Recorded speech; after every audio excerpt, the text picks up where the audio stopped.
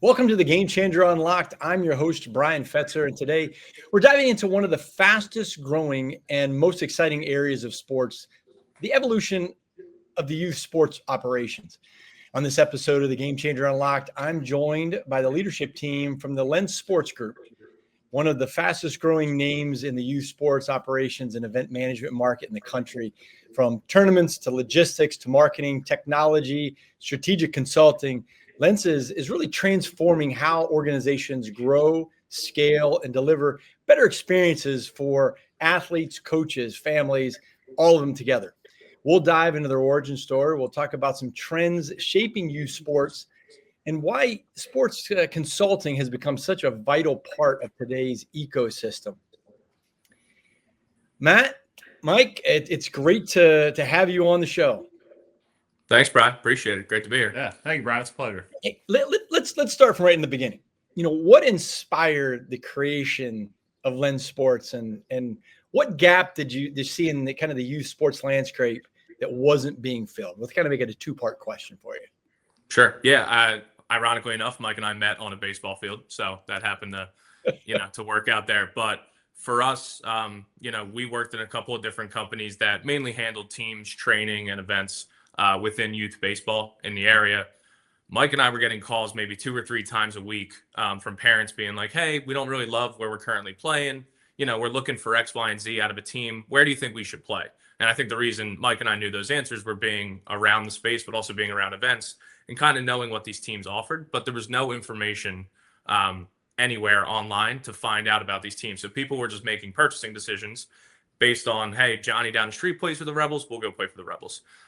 So that was our initial kind of mark to solve, was how do we inform the consumer in youth sports to accurately pick the team for their boy, girl, whoever it may be, for longer participation. Over the years, we've now transformed into solving many of the lanes and the gaps that fill this youth sports experience.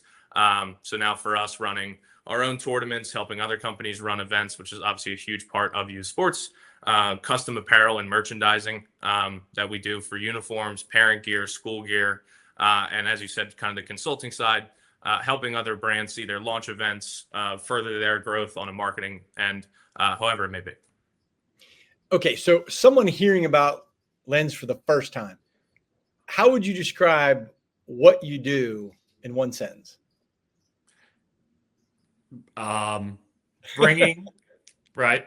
No, it's bringing their ideas to life through events and apparel.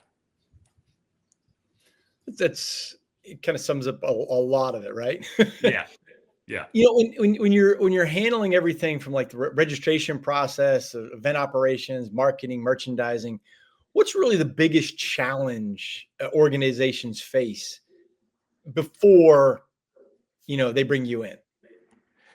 A lot of these organizations are small businesses, and so it comes down to resources because for a team that wants to do uniforms and plan events, in a lot of ways, it could be 3 to 4 jobs. It should, a logistics person, an apparel person. So it comes down to resources. So what you have is there's tons of these small businesses that kind of need a little bit of help with those resources, scheduling a tournament, designing apparel. And that's where we like to come in because we understand those struggles, having been there before, and really make that process significantly easier for the team organizers. So what would you say, what makes Lens different from like the traditional marketing or event agencies that serve in that youth sports space? Yeah, I mean, I definitely think we're in a interesting lane that I don't think there's a ton of us in the country that maybe focus on what we do. I'd say, at least on the event side, our biggest differentiator is you're seeing millions of dollars being poured into these complexes, these multi-sport turf complexes. And there's some great projects, and it's a great opportunity. For us, we saw a window to start partnering with local little leagues that have fields available and are looking for ways to drive revenue into the league, increase participation amongst the league. So that's been the route we take. I think that's the number one thing that makes us a little different is we leverage the existing fields and leagues instead of investing kind of millions of dollars into those turf, projects. For us, it fits our mission better. We're able to be, I think, a lot more agile in how we can move and who we can serve.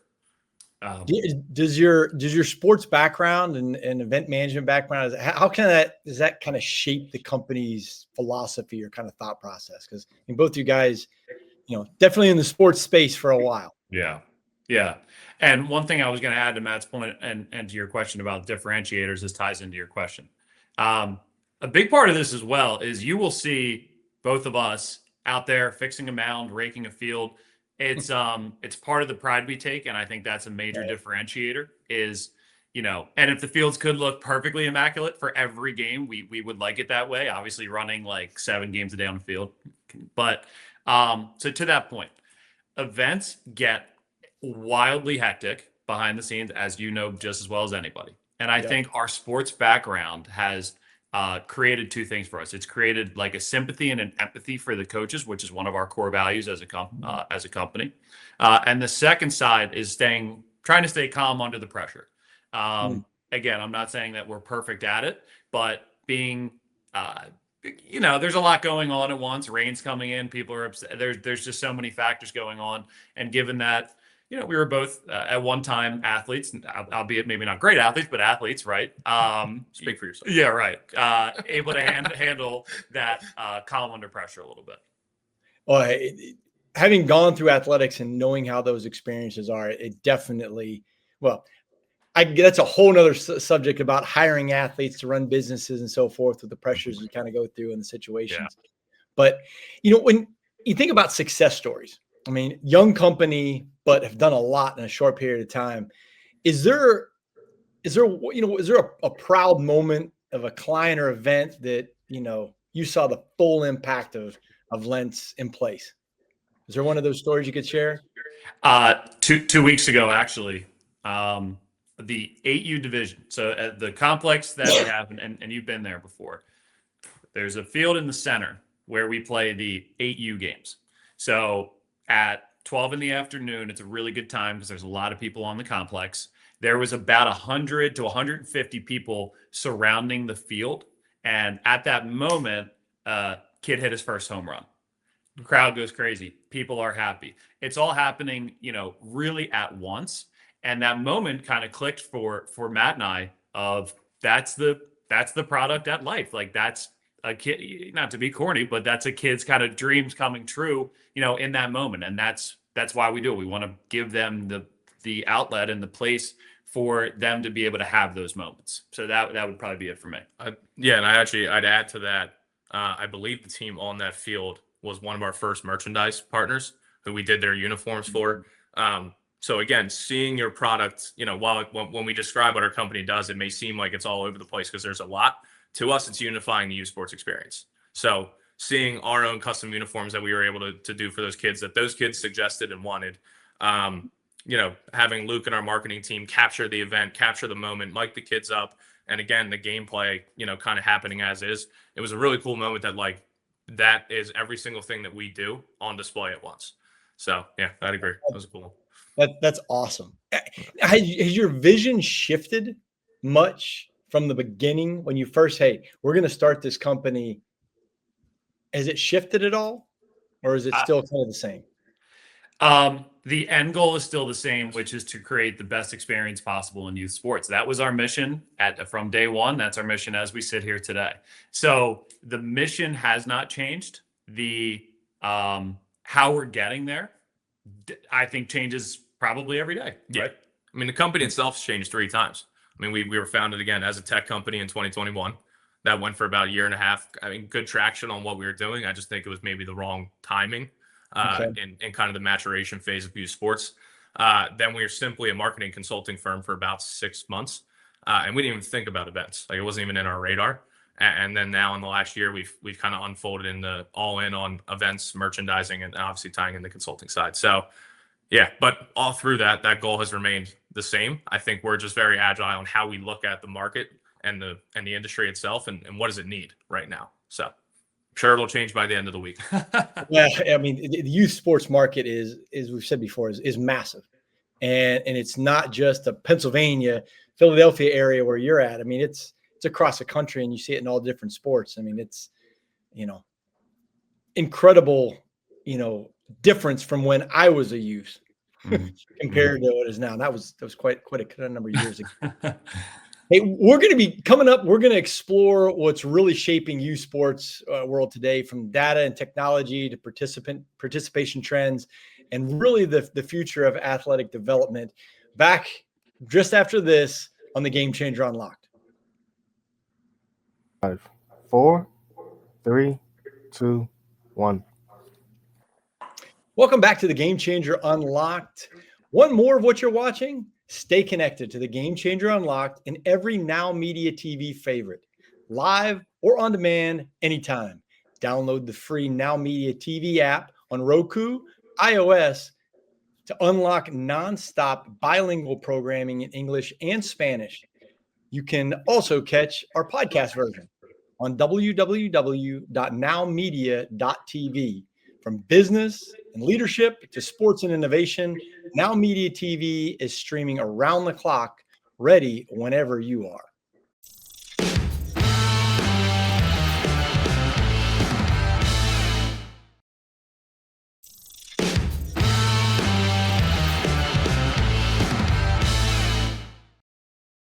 Welcome back. We're joined again by the team from Lens Sports Group. Now we're going to look at the big picture, the major trends that are really reshaping youth sports, the whole world of it today. So I got Matt and Mike, and they're based out of Philadelphia, and the youth sports industry really has evolved rapidly with technologies and social shifts, demands, safety, engagement. And you guys are really providing some insight into how the changes and how organizations can kind of adapt through all that. You know, with youth sports looking very different today than it did, me being 52, it did when I was a kid. What do you see as the biggest trend shaping the space right now? Yeah, I think take it a step further. I'd say the gap between pro sport and amateur sport is shrinking rapidly. Obviously, NIL was a huge part of that, but I think what now is starting to leak into high school sports and youth sports is the pressure, the expectations, and quite frankly, the cost. I think that's a really big trend right now in terms of, these tournaments are extremely expensive. These teams are extremely expensive. College recruiting feels like it's occurring earlier than ever. And it's kind of this keeping up with the Joneses of trying to be at the next, tournament down south for recruiting, all throughout the year. So I really do think it's that gap is kind of closing between, again, pro and amateur sport. For better or for worse. There's good sides to it, obviously, but there are some danger sides that we've definitely picked up on. Is technology and data. I mean, are you starting to see that more, in youth sports, like being used at a more higher level or more profound level? Absolutely. As it's become, more accessible, which I think is a great thing, by the way. We're starting to see new technologies because, as I alluded to earlier, these are a lot of small businesses being run, and they need, resources, automated technology, whatever it might be. You're starting to see a lot more of these small businesses use AI. We use AI almost every day as well. So yeah, and then just even on the player equipment side, trying to find, subjective data on your players and or objective data on your players through whatever it might be. Something as simple as a blast motion sensor that you put on a bat. You're able to see a crazy amount of metrics that you wouldn't have previously never been able to see before. So to Matt's point, as we're closing that gap, pro sports to youth sports, you're seeing it everywhere. You really are. And the platforms being used are, I could go on and on about the apps that teams are using probably on a daily basis at this point. And if they're not, they find themselves falling behind. And sports is such a competitive landscape that if you're not using that technology, they probably are falling behind a little bit. Are there some companies that you work with that you see in the youth sports space that are doing some things that are interesting with that data? So, I mean, I just started my mind when you said that. I'm thinking like knowing 11-year-olds exit velocity. Yeah. Like that just blows my mind. Right. My wife tends to ask those kind of questions when we're at like Marlins games or when we're at Reds games or whatever. She's like, what's exit velocity? Yeah. Not an 11-year-old is knowing what their exit velocity is. It's crazy. But is there any companies that you guys come across or that you work with that you would say, hey, like they're starting to do some things that are great in the space?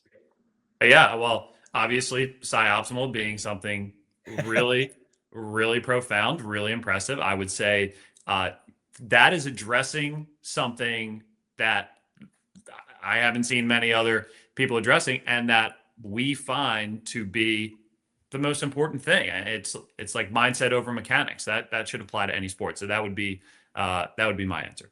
Yeah, you made a really interesting point that when you and your wife are at, Marlins games, I think anyone who's worked in sports maybe goes to a pro sporting event and looks at almost the event around the game. So you're looking up, I wonder how much that sponsorship costs. Like, ooh, look at all the cameras right here. Look at the radars. You kind of look at the game outside of the game that's occurring every single night in a sporting event. 10 years ago, I think if you showed up to a Little League baseball field, there was none of that. It was the players, the coaches, a bat and the ball, and we went. Now it's, okay, there's 3 iPads hanging up on the back of the fence. Game changers go, and these games are being live streamed. Yeah. To Mike's point, there's blast motion sensors on these bats. We're picking up everything, right? Our team, we're part of it. Our team's miking kids up. We're filming stuff. There's cameras everywhere. It is getting very close to that pro sports experience, which, again, is really cool. And if the pricing is going to continue to go up, there should be that value metric. But it's crazy. It didn't exist 5 years ago, and it's happening rapidly. Well, I've known him because we go to a lot of baseball games at different stadiums, and it's funny wherever we're sitting. I know what the first thing my wife is looking for. It's the what's the pitch speed, Yeah.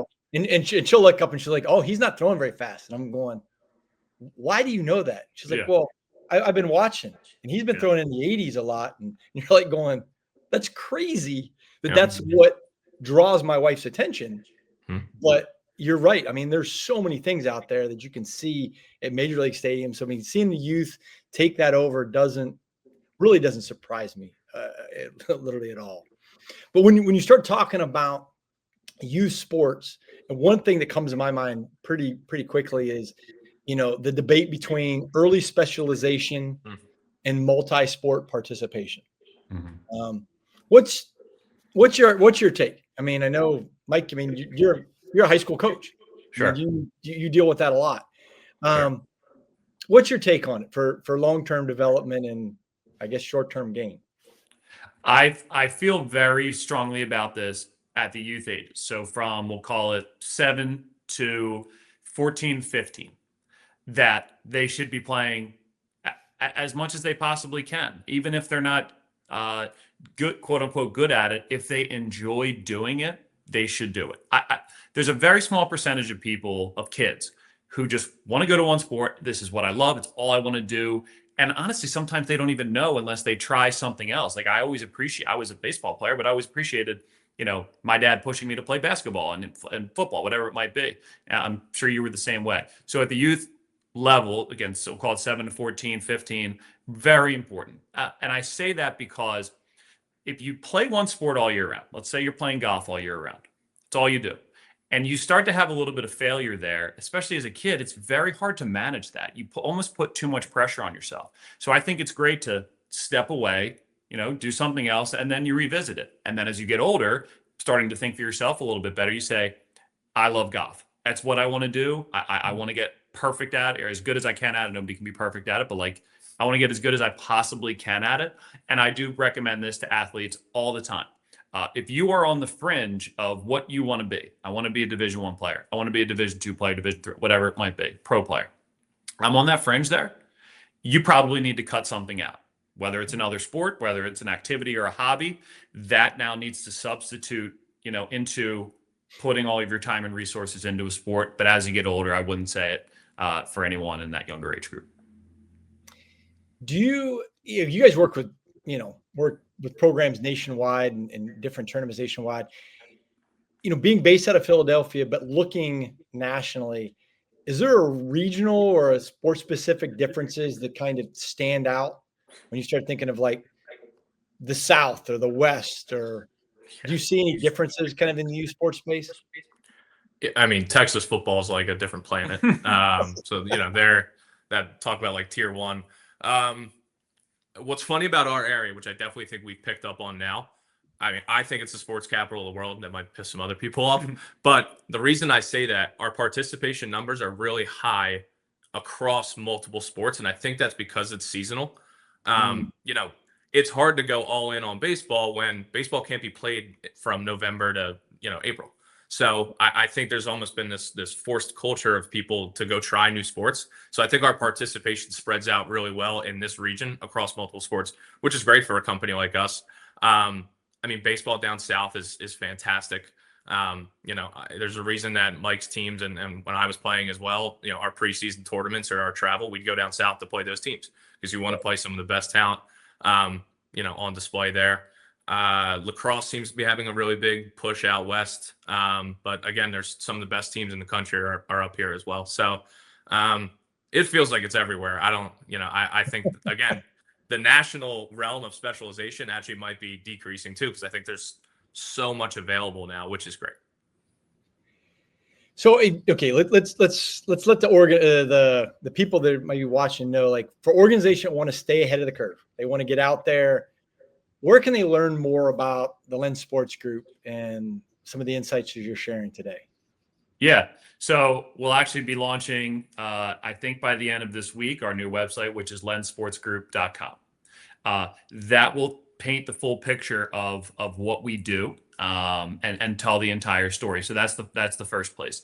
Our social media accounts, which will all be listed on the website, then paint the picture of what it is to be like at an event through the mic'd up stuff, and which is just so cool. Again, a big credit to Luke and our team on the marketing side. So all the social media will be listed there, to, again, get a little bit of insight into what it actually looks like to be at an event.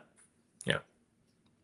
That's awesome. Wait, up next, we're going to come back and talk a little bit more of what we're just on. I'm not quite finished with that yet, because I think there's some fascinating insights that the guys would have. But we'll talk about how Lens evolved from an event operations into a full-scale consulting, and how sports consulting is really shaping the next generation of athletic programs.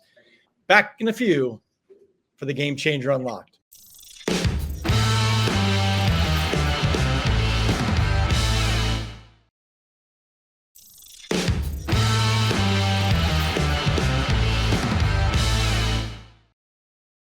Welcome back to the Game Changer Unlocked. I'm Brian Fetzer. I'm here with the leadership group of the Lens Sports Group based out of Philadelphia.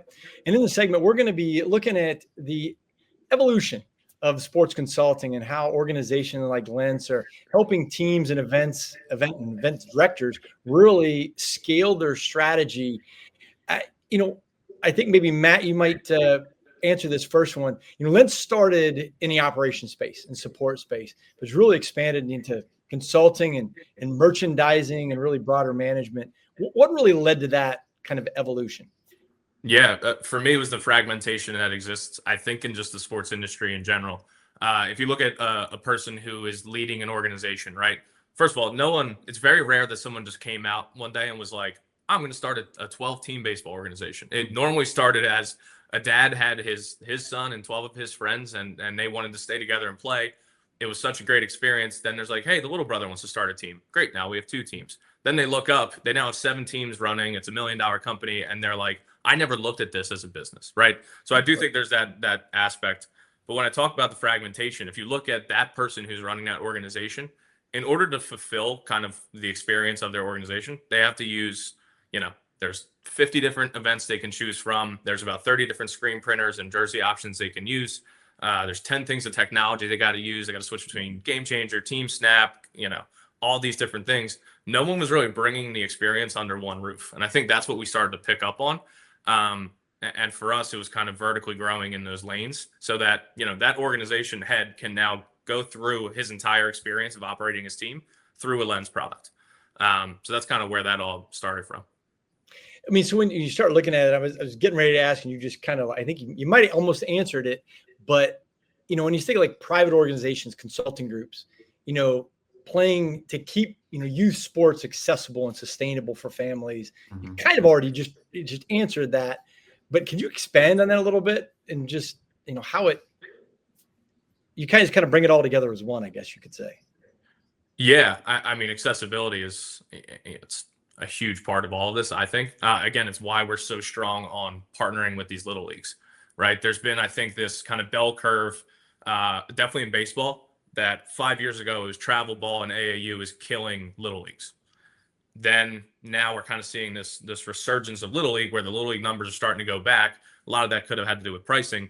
But for us, we feel like if the little leagues and all these rec leagues are really strong, that just further adds that accessibility to everyone to actually play the sport, which then grows at the actual travel side, where I think 5 years ago, the opposite effect was happening, and I think it hurt sports in general. So yeah, again, like the reason we're able to offer affordable tournaments, the reason we're able to offer affordable merchandising is because we're trying to capture you for the entire experience as a whole, versus people who maybe only run tournaments or only do merchandising might not have that flexibility. So again, it's why we keep our pricing competitive. It's why we keep it affordable. We want that accessibility piece on a broader scale. And why do you think consulting in general? I mean, it's such a it's such a horrible word, I think, in a lot of things, Yeah. because it just kind of groups everything in. Yeah. But there is more and more sports consultants, and now in even the youth space, pro space. Why do you think that's kind of become more popular, maybe in the youth market, than it was just in the professional market? Yeah, I'll give a quick answer, and I know you have thoughts as well. Going back, because they're becoming, they being the teams and the small businesses and what have you, are becoming more prevalent. They're popping up more and more and more. So just like any small business, like I'm sure there are bakery consultants out there, I'm sure there are barber consultants out there, whatever it might be, because it's turning into small businesses. So as they're growing, customer expectations are growing. It's helpful for them to have a little bit of a roadmap. How do I optimize, this process? So that would probably be my answer. Yeah. Sorry, go ahead. The only thing I'd add too, I think there's a rational explanation to why we're seeing a lot of private equity and VC money come down as well. Pro sports teams and pro sports have gotten so expensive that the buy-in to get involved in those worlds is, billions of dollars. As business, to Mike's point, becomes more prevalent and growing in the youth space, in the high school space, college obviously has already been dominated. That money's just going to keep coming down the funnel. So I think that's where we're at. I think that's why you're seeing, again, consulting firms working for youth sports, private equity firms buying out youth sports. I think it's more accessible, and the growth has been nonstop. Is there, when you think about like the complexity of youth sports and things that you've just mentioned, travel, sponsorships, safety, compliance, merchandising, which part of those areas have you found surprising that it's kind of gotten the way it's become? Yeah, I think the very first thing is the expectation of people into what like sports is versus what it could be type of thing. So I would call it just expectations, where because we're spending a lot, we expect everybody to perform really well. And because we're spending a lot, and that comes from a lot of areas, the umpires at events, the snack bar at events, right? But it's fair. I mean, it's fair to say if you're spending a lot, you should expect a lot. So that part's been surprising. I will say this too. I think the travel in and of itself, and I think that's been there for a little while, but it's becoming more prevalent for people to forego their weekend to want to get in the car, stay in a hotel, and play baseball all weekend or play softball, whatever sport it might be. That part's been surprising, I think, for both of us to see how willing everybody wants to invest their entire weekend or their entire week into going to a sports event, which is why we want to start calling them, or why we call them events, because we want to make it so that it is worth your whole weekend to go and do it. And because people are making a lot of sacrifices. You just mentioned that at the weekends. I mean, I laugh. I talked to my sister, and she has, a sophomore in high school and one in junior high. And I laugh at, one's playing hockey one place, another one's playing baseball in another place. They might be in different states.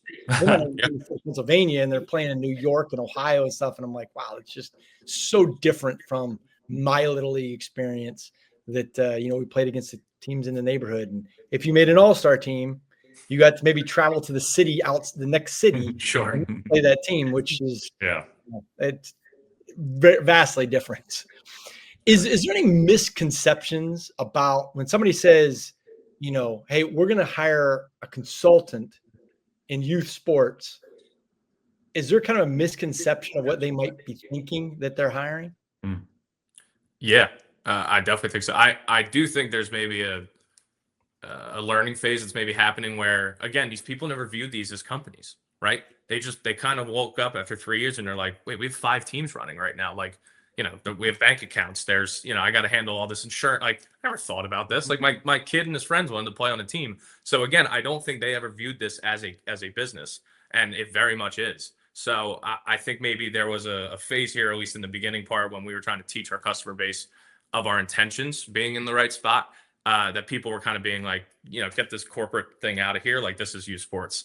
I don't think that's the case now. I think our product speaks for itself, and we're very loud about, why we do the things we do. So, but no, it was definitely a challenge in the beginning. And I do think it's a challenge for a lot of the companies innovating within sports, especially on the tech side, I'd say as well. When you guys, you just started the merchandising part of it, correct? Yes. What kind of led into that? I mean, as you expand. Yeah. Plain and simple answer, because we wanted the kids and their coaches and the team organizers to be able to, so we have the platform with the events, and the apparel is the way to bring those, ideas to life and to play in the events. And then it goes the other way as well. So they play in the events, and then they want to, feel more like a big leaguer. So they want to get new uniforms. So it kind of goes both ways on that side. We recognize that also, that process of ordering uniforms, organizing it, putting it into bags for each kid, whatever it might be, was very difficult for coaches. And this is part of the improvement process that we have here. We just hired a fulfillment manager full time to oversee that entire process of getting the orders fulfilled, getting a little bit of content in that process as well, which is always cool, and to get it to each family. Like, for us, putting in that little bit of extra effort saves a ton of effort on their side. Consumers seem to appreciate it. And yeah, I think that's what it was. Just being around coaches, team organizers so much, we recognize that, and it's even from our own experiences, this is an area that we know we can help, and we know where the pain points are, and we think that we can help there. When you guys the company you guys just partnered with is a pretty prominent company. Small company, little shop out of Boston. There's nothing too. Well, too crazy. We're talking about New Balance. They've really made a push. It seems. You have Shohei Ohtani. The Sidney McLaughlin. They have some incredible high profile athletes, and to see that they're starting to go into the youth sports space, is a big. That's a big statement because of the expansiveness of it. So it's pretty impressive on multiple levels. Yeah, it was such a perfect, partnership for us. I love the way they operate in the sense of, they're a multi-billion-dollar company. I think they're the third biggest now, in terms of the major brands. But they still operate very much like a family company and a private business, which we love. I also love the way you just said it. Shohei, Tyrese Maxey, Cooper Flagg. They're very Josh Allen now in football, Caleb Williams, very selective in terms of who they're, choosing to partner with, and then really putting them on a pedestal, where I think some of the other companies we may have seen, it's kind of spray and pray in terms of who they're partnering with, and they'll hand that out. So there was a focus for them within youth sports. They saw our vision. We loved everything that they were able to offer. And it's been nothing but great. We're enjoying it. Our customers love the New Balance stuff. And they're just very agile in what they're able to do. Man, I'm excited. I'm a big fan of New Balance myself.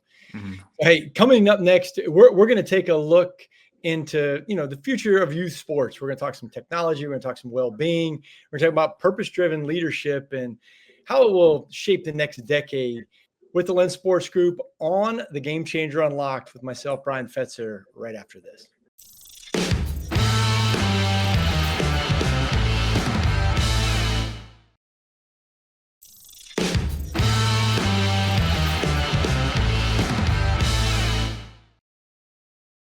Welcome back to the Game Changer Unlocked.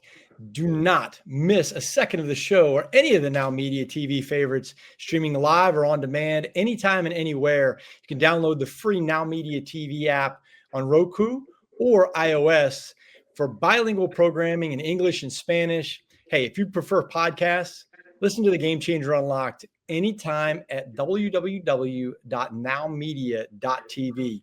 From sports to business, innovation, leadership, Now Media TV is your 24/7 destination for very empowering stories.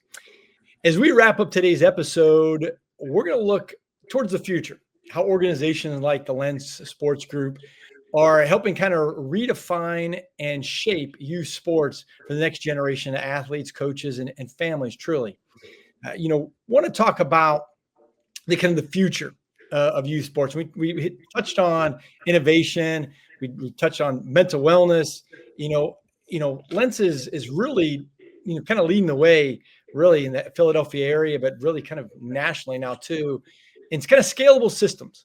And how are they putting things together to make sports more accessible and also really make it kind of a one-stop shop, excuse me. So Matt and Mike, what does the youth sports ecosystem look like 10, 15 years from now?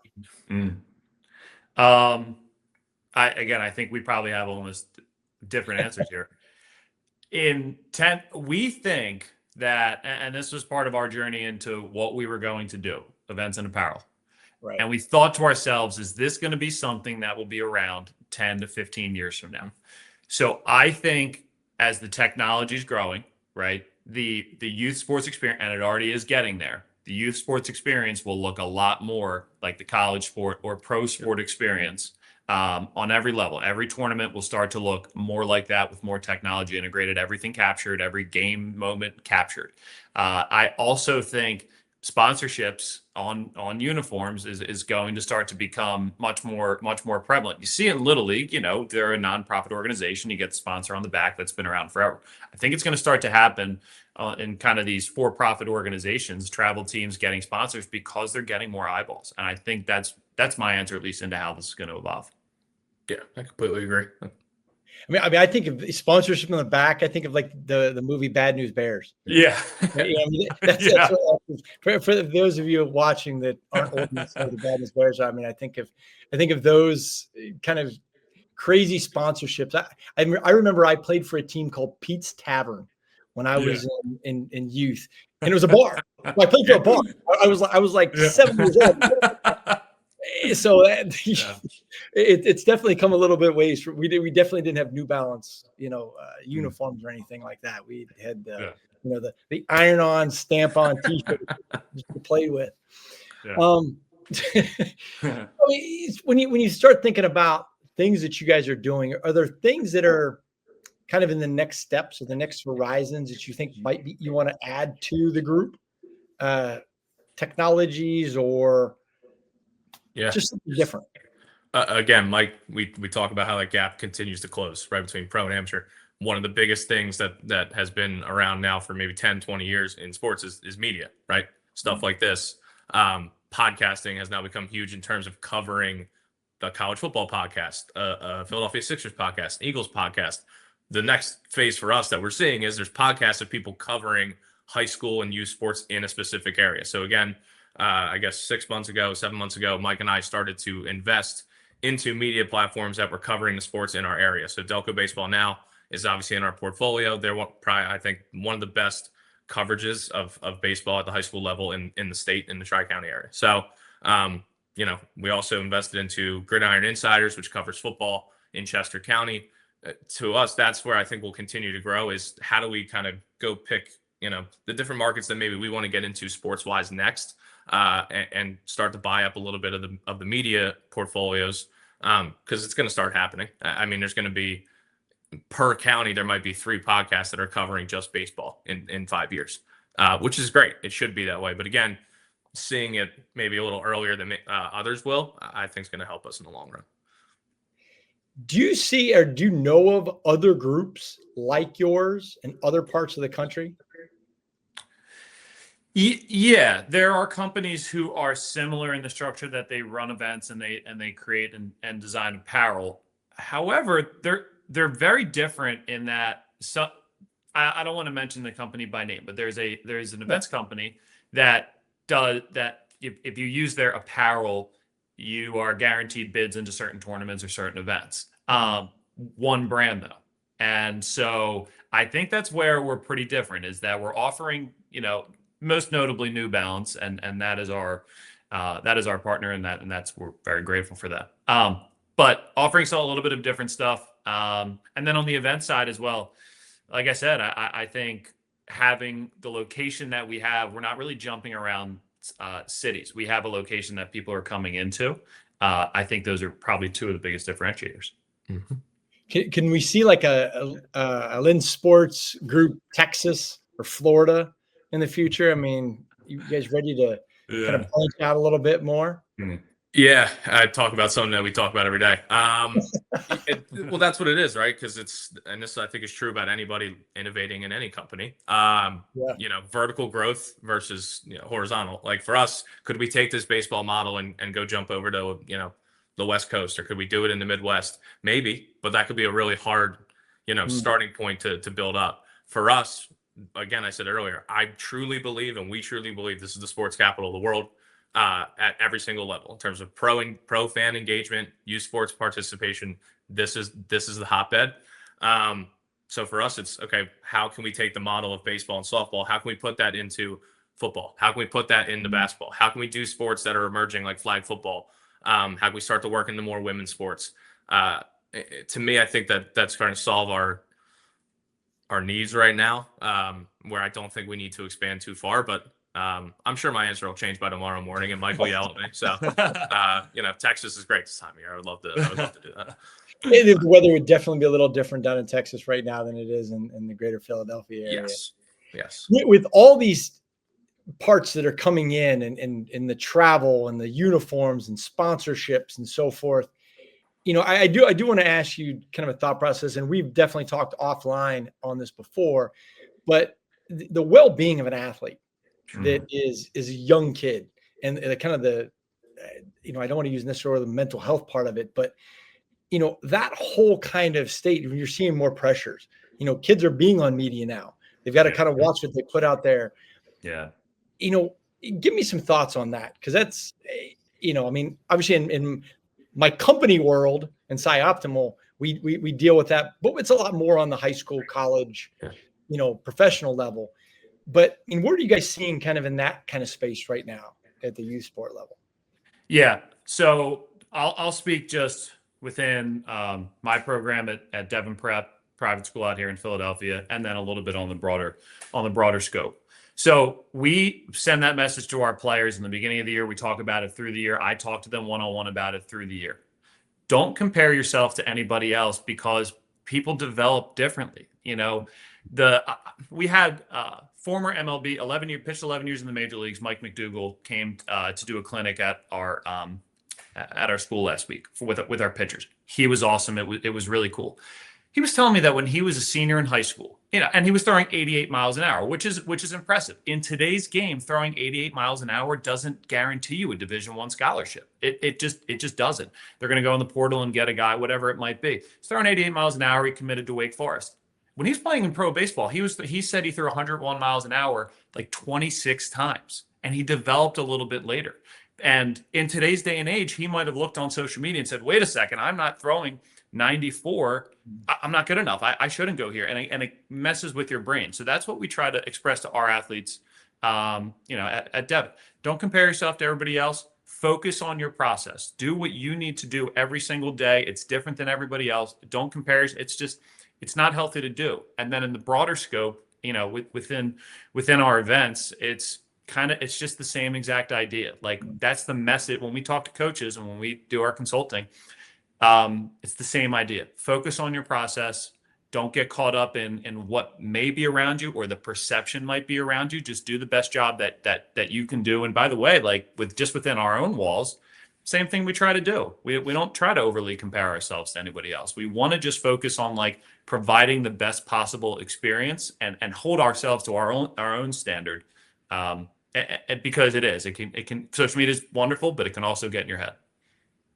That's some really good advice. So as we wrap things up, thank you so much for sharing insights in the EU sports. It's such a massive industry right now, and there's so much to it. Where can our viewers connect with you and the team online, or find out about some of the events or even find out about some consulting services. If some team down in Florida, down in my neck of the woods says, hey, we want to do something similar to Lens, how do we find out about that? Yeah, again, like Mike said, hopefully new website out end of this week, early next, lensportsgroup.com.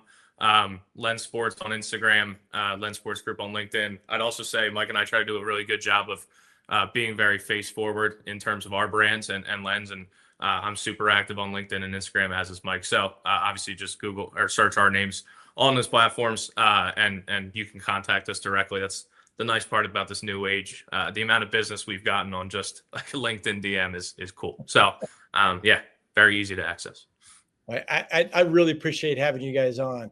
It's clear that youth sports are really entering a new era, one defined by innovation and connection and purpose. And the guys here at the Lens Sports Group, is helping lead the charge.